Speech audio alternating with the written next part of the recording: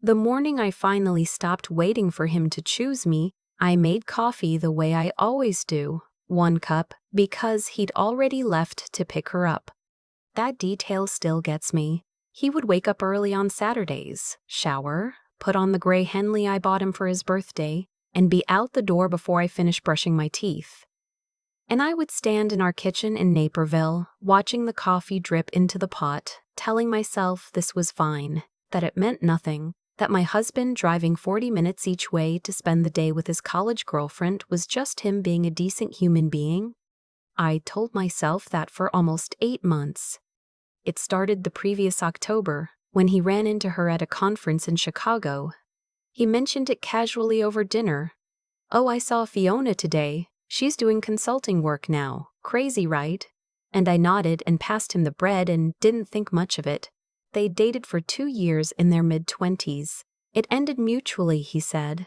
She moved to Portland, he moved here. They lost touch. Ancient history. Except she had moved back. She was living in Evanston now, 20 minutes north of the city, and suddenly my husband was texting someone at 11 p.m. while I was already in bed.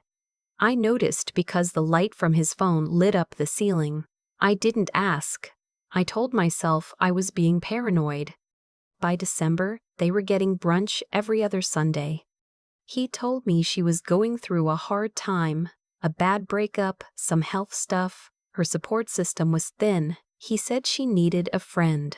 He said it in that careful way people say things when they've already rehearsed the conversation in their head, and I filed that away somewhere I didn't want to look. My best friend, we've known each other since college ourselves, 15 years, told me I was being naive. We were sitting in her car outside a Target, and she turned to me and said, "You know this isn't normal, right?" And I said I trusted my husband. And she said, "That's not what I asked." She was right. I knew she was right. But there's this thing that happens when you've built a life with someone. The mortgage, the dog, the standing dinner reservation at the Italian place on 5th that knows your order, and the alternative is so large and so loud that you just keep quiet. So I kept quiet. I started noticing things I couldn't unknowing. The way he'd come home from their Sundays slightly different. Not guilty exactly. More like someone who'd been somewhere warm and was trying not to show it. He'd be distracted during dinner, laughing at something on his phone, then put it face down when I walked over. He started being vague about where they'd gone. "Just around," he'd say. "Grabbed food somewhere." I checked his jacket pocket once. Not proud of it. Found a receipt from a wine bar in Lincoln Park. It was dated a Sunday. He'd told me they went to the farmer's market. I didn't say anything. In February, I got a call from my director, the firm I work for. I'm a senior architect, commercial projects mostly, was expanding its Dallas office. They wanted me to head the new division. It was everything I'd been working toward for 6 years. The title, the team, the scope of projects I'd been designing but never leading. The offer had a deadline. They needed an answer in 3 weeks. I should have been thrilled. Instead, I sat in the parking garage after the call and thought about how to tell my husband in a way that wouldn't upset him. I thought about how Dallas would be complicated, how he had his job here, his life, his Sunday brunches, how I'd probably end up saying no. That thought sat in my stomach like a stone. I said no 3 days later. I told my director I was grateful, but it wasn't the right time. He was gracious about it. I went home and made dinner and didn't tell my husband about the offer at all. I still haven't fully forgiven myself for that part. Spring came. They started seeing each other every Saturday now, not just Sundays. He had explanations every time. She was helping him source furniture for the home office renovation. They were doing a 5K charity run. She knew someone who could help with the deck project. Always a reason, always something that sounded just plausible enough if you didn't hold it up to the light. Our friends thought I was overreacting. 2 couples we've known for years, people we have dinner with, people who were at our wedding. They'd shrug and say things like, "He's always been a loyal guy." And Fiona seems harmless from what I've heard. And I started to feel like I was losing my mind, like I was the problem for noticing. That's the thing nobody tells you about this kind of situation. It's not one enormous betrayal you can point to. It's 100 small ones, each individually deniable, that add up to something you can feel in your chest but can't quite prove on paper. And the people around you, the ones who love you, they see the individual incidents. They don't see what you see, which is the pattern. The pattern was unmistakable. In April, we went to his coworker's birthday dinner. Fiona was there. I hadn't known she'd be there. And I watched the two of them across the table. I've been in enough client meetings to know how to read a room, how to track where energy goes, who's performing for who. The way my husband looked at her when she laughed at something he said. The way she touched his arm. It wasn't dramatic. It wasn't a movie. It was just true. And it was right there. And I was sitting 4 feet away eating gnocchi. I went to the bathroom and ran cold water over my wrists and looked at myself in the mirror for a long time. On the drive home, he said the dinner was fun. I said yes. He said it was nice that I got to meet Fiona properly. I said yes. I didn't sleep much that night. The following Saturday, he left at 8:30 in the morning and didn't come home until nearly 7, almost 11 hours. I'd spent the day reorganizing the guest room, then sitting on the floor of it, then crying in the shower, then reorganizing the guest room again. When he walked in, he smelled like someone else's candle, that specific waxy vanilla smell, and he kissed my cheek and asked what we had for dinner. I said I hadn't cooked.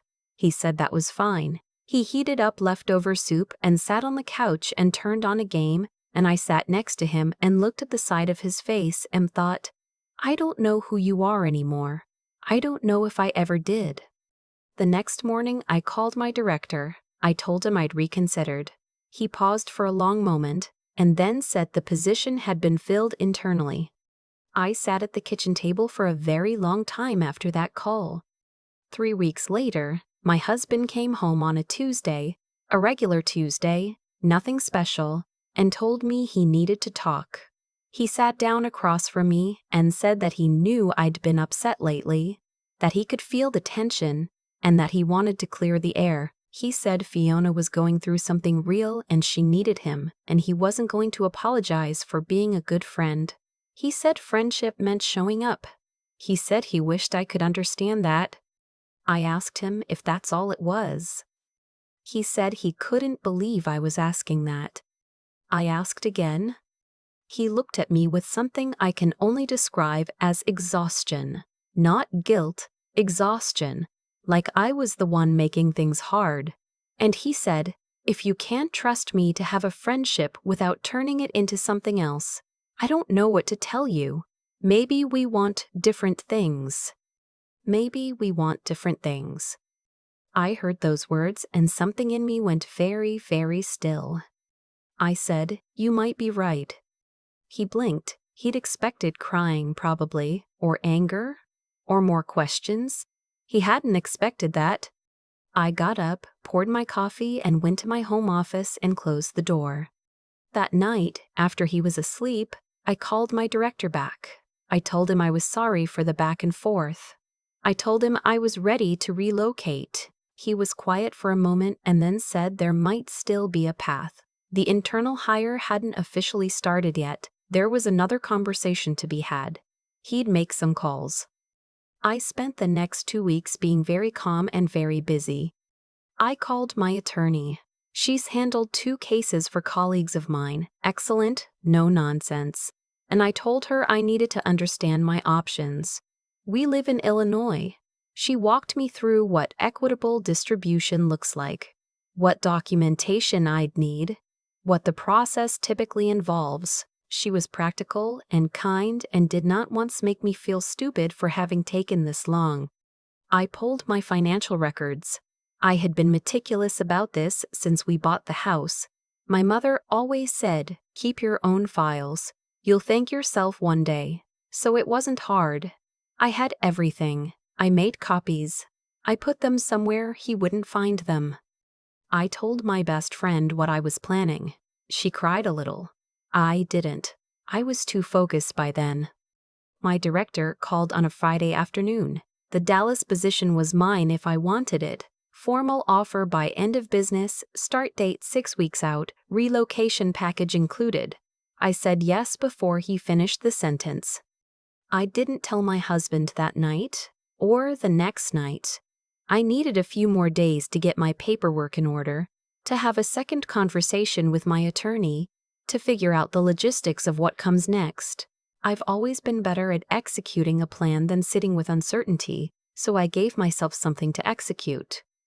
On a Wednesday morning, I sat him down. I told him I'd accepted a position in Dallas.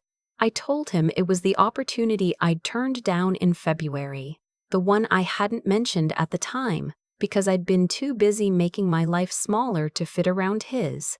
I told him I was leaving at the end of the month. I told him my attorney would be in touch about next steps, and that I'd already drafted a list of how we could divide the shared assets fairly. He stared at me. He said, "What?" I said, "I think you heard me." He said I was overreacting. He said this was insane. He said we could go to couples therapy, that he'd cut back the time with Fiona, that we could figure this out. He said it in the voice of someone who has never once believed consequences were real, until they're sitting across the table from them. I said I appreciated that, and that I hoped he'd be happy. I meant it, actually, not in a bitter way. In the way you mean things when you've already done the grieving and come out the other side. The next few weeks were logistically complicated and emotionally quiet. My attorney handled the legal pieces. We divided things without too much drama. He kept the house, I got my share of the equity, we split the accounts. Our dog is old and doesn't travel well, so I left her with him, and it was the hardest part of all of it, honestly. I cried in the car outside the house for 20 minutes after I said goodbye to her. I did not cry about him.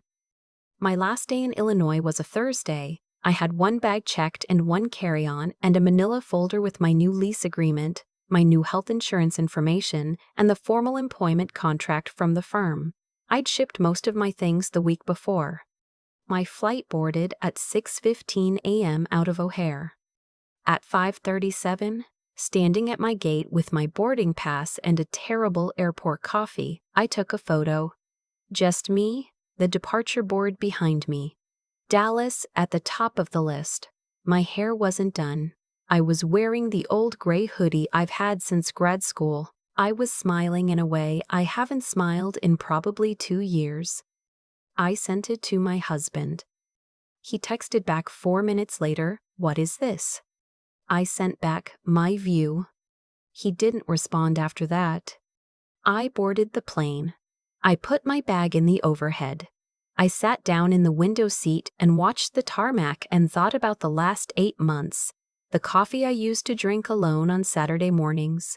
The receipt from the wine bar, the word friendship used like a door slammed in my face. The way I turned down the opportunity of my career to keep the peace in a house where the peace was never actually there. Then I thought about the office I'd be walking into on Monday, the team I'd be building, the projects that were already waiting for me. The flight took off. Somewhere over Indiana, I ordered a ginger ale and opened my laptop and started reviewing the site plans for my first project. A mixed-use development downtown, big scope, complicated site, exactly the kind of problem I'm best at. I've been in Dallas for 3 months now. My apartment is small and full of light, and I've been slowly making it mine. I found a coffee shop 2 blocks away that does a perfect Americano. I'm running again for the first time in years. My team is good, talented, motivated, the kind of people who come to you with solutions instead of just problems. My attorney finalized everything last month. It's done.